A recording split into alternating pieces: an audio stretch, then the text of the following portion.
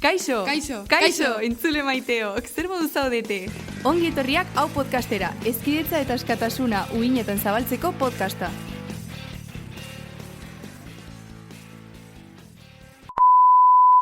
Egunon guztioi, saioa naiz eta astelehen honetan zuen podcast gustukoeneko saio berri bat dakargu. Hau podcastean gai berri bat jorratzea gustatuko litzaiguke. Gaurko egunean, Iradi, Itziar, Asier eta Oierren eskutik.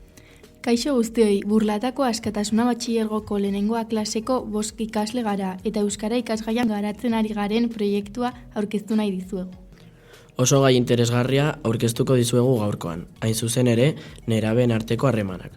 Gai honek garrantzi handia dauka gizartean, bereziki gure adineko pertsonen artean, eta oso orokorra denez, guk 3 ikuspegi desberdinetatik landuko dugu. Nerabeen arteko bikote harremanak, sare sozialen erabileraren garrantzia nerabeen arteko harremanetan, eta osasun mentalean duen eragina. Modu honetan, guzuei hurbildu nahi gatzaizkizue egunerokotasunean agertzen den gai honi buruz hausnartzeko. Gure artean, gure ingurunarekin eta gure buruekin harremantzen garen moduak gure bizitzaren bilakara balditzatzen du, zer pertsona mota bihurtuko garen definituz. Ideia zoragarria iruditzen zait podcast hau grabatzearena, izan ere, gai hauen inguruan hitz egiten zuen podcast bat gazteagoa nintzenan entzun izan banu, informazio askoz gehiago izango nukeen iraganeko egoera latzetan. Nire ustez, aizpaz gazteari asko lagunduko lioke informazio mota hau eskuragarri izateak. Podcastari hasiera emateko galdera bat botako dizuegu. Zein ideia etortzen zaizkizue burura nerabeen arteko harremanetan pentsatzean? Burura etortzen zaizkian lehenengo kontzeptuak maitasuna, monogamia eta estereotipoak dira. Hauek bikoteen arteko harremanetan gehiago ematen direla uste dut. Nik alde negatibago batean pentsatuko nuke, antsietatean, bullyingan eta toxizitatean. Ideia hauek bizi garen aro teknologikoaren barnean sartuko bagenitu, sare sozialen erabilerarekin lotu ahalko genituzke. Bestalde, niri zoriontasuna lagunak eta eskola etorri zaizkit burura. Hau da, gure arteko lagun harremanak. Hauek gabe ezin izango nintzateke ni neu izan. Niri berriz osasun mentala etorri zait gogora. Heldutasunera iristeko prozesuan isolamendu sozialean eta bakardadean pentsatu baitut. Honekin guztiarekin lotuta, badago faktore bat gure arteko harremanak erradikalki aldatu dituena, sare sozialak. Zurekin bat nator, haien argilunekin argi dago sare sozialen agerpenak gure bizitza goitik bera aldatu dituela. Zuen ustez, zergatik hartu dute horren besteko garrantzia telefonek eta sare sozialek neraben artean? Nire iritziz gaur egun ezinbesteko tresnak bihurtu dira gazteon arteko harremanak sortzeko. Izan ere, mugikorri gabe lagunekin egindako planez jabetzea, gure adineko beste pertsonekin komunikatzea, oso zaila iruditzen zaigu. Hala da, oinarrizko komunikabide bihurtu dira guretzat, oso erakargarria direnak gainera, entretenimendua, informazio iturriak eta sozializatzeko aukera ematen digutenak. Horregatik bihurtu dira hain esanguratsuak nire ustez, gure ingurumenetik kanpoko mundua ezagutzeko modurik errazena delako guretzat. Ez gara behar bezain independienteak toki eta jende berria ezagutzeko. Eta sare sozialen bitartez, gure aukerak asko irekitzen dira. Izan ere, edo zein motatako informazio eta edukiak aurki ditzakegu bertan. Zoritxarrez, onura asko baituzte ere, esan duzun azkenekoarekin lotuta, arrisku asko datoz. Nagusiena hori bera da, adin txikikoek edozein motako edukira sarbidea izateko erraztasuna.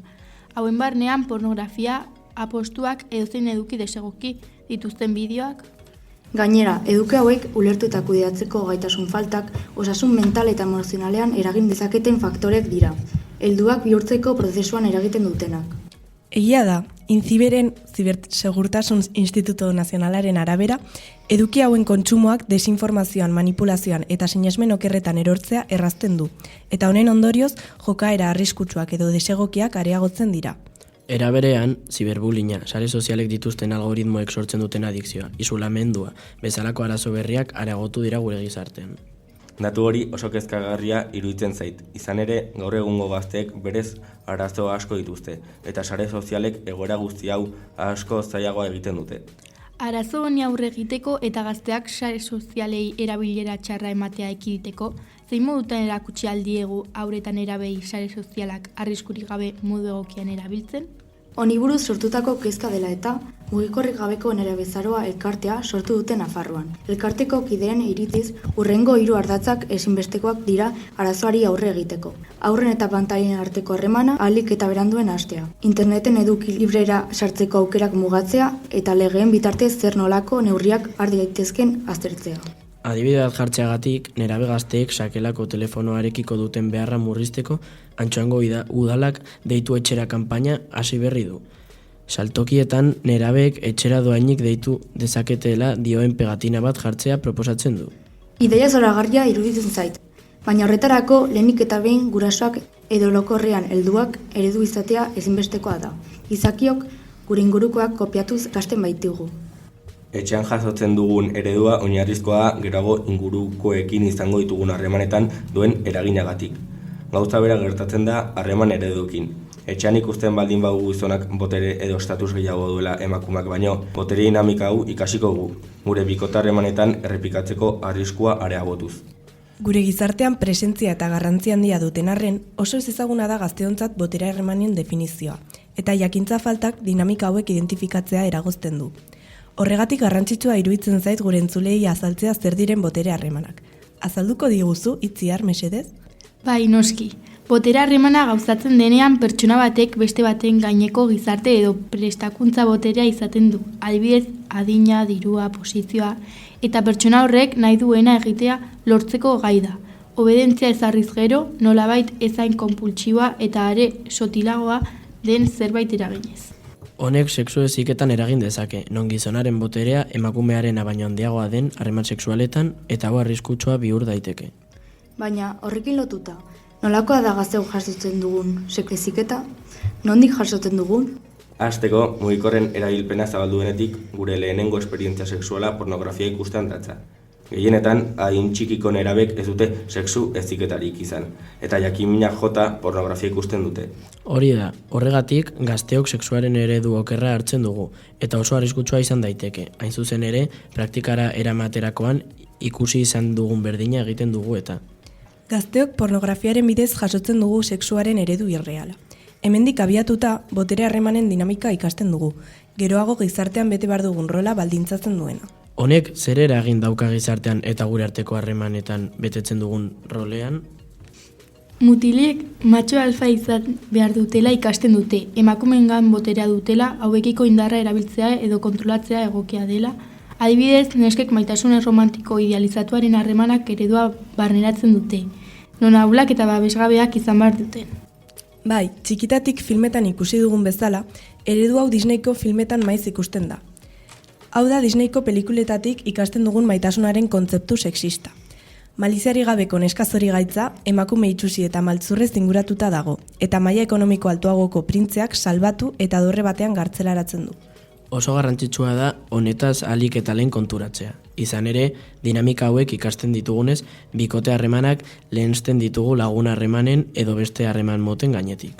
Hau askotan kaltegarria izan daiteke bikote harremanek kanpoko begiradaren beharra dutelako, abusu egoerak saihesteko. Amaitzeko, gai honetan sakondu eta gero, zein ondorio atera dituzue? Lehenik eta behin niretzat podcast honetan landutako gaiari buruz informazio gehiago eskuratzean, nagusiki konturatu naiz gazteon egunerokotasuneko harremanetan sare sozialek izugarrizko eragina dutela. Izan ere, sare sozialek haien alde positibo eta erabilgarria duten arren, handik lortutako edukiek gazteen osasun mentalean kalte ugari eragiten dituzte. Nire partetik, elkarrizketa honetatik ereduaren garrantziaz askoz kontzienteagoa izanik ateratzen naiz. Ez gara konturatzen benetan zer nolako eragina edo inpaktua duten ume, nerabe eta gazteon etorkizunean, helduetatik edo orokorrean ingurumenetik ikasten ditugun joerek. Hau zaintzea eta gazteoi informazio iturri fidagarri eta osasuntsuak eskaintzea, ezinbestekoa iruditzen zait geroago heldu arduratsu eta zoriontsuak bihurtu ahal izateko. Podcast honi esker nire egunerokotasunean ikusi baina sakontzen ez dituan hainbat gairen inguruan ikasi dut. Niretzat, Disneyko maitasunaren kontzeptu sexista enbarneratuta dugunez, ez dio nire bizitzan zehar garrantzi handirik eman. Baina podcast honi esker, txikitatik inposatu diguten ereduaren arazoa ikusi dut. Honerarira, informazioa entzutean eta lantzean konturatu naiz zer nolako garrantzia duen nerabeetan harremanak ongi ematea, batez ere sare sozialekin. Izan ere, geroz eta garrantzi handiagoa hartzen ari dira, eta funtsezkoa da erabilera egokia egitea. Kontrakoan, erude okerrak hartu gaitezke bizitzari buruz. Nik, bestalde, gai hau aztertu eta gero, ikasi dut gazteon artean sexu heziketa landu behar dugula. Ez dezagun eredu oker bat izan. Arriskutsua baita praktikara eramateko orduan pornografian ikasi dugun adibide oker hori errepikatzea edo kopiatzea. Nire partetik, plazerra izan da gaurkoan zuekin denbora hau partekatzea. Osa berazgarria iruditu baitzait solasaldi hau. Ados nago, niretzat bikaina izan da gai honi buruz hitz egitea, eta espero dut gure entzulek gauza bera pentsatzea. Espero dut alik eta lasterren elkarri ikustea eta hurrengo astelen arte.